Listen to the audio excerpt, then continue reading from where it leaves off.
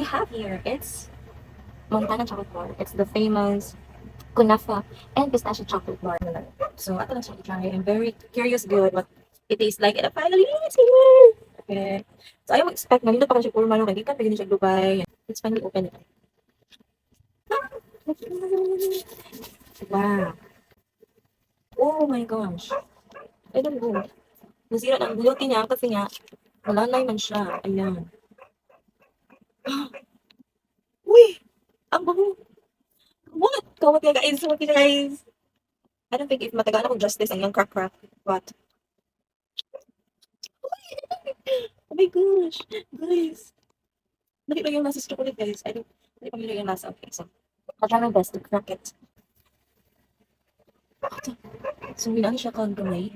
Mali ng pistachio inside. So, finally, taste test.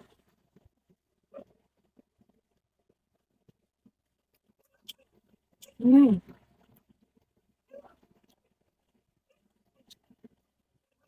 Of course. So, chocolate gapon siya. Malang siya crunchy and then,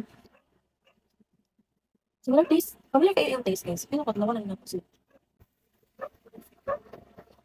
Ang kadawag mo sa crunch. Ano ba? Familiar.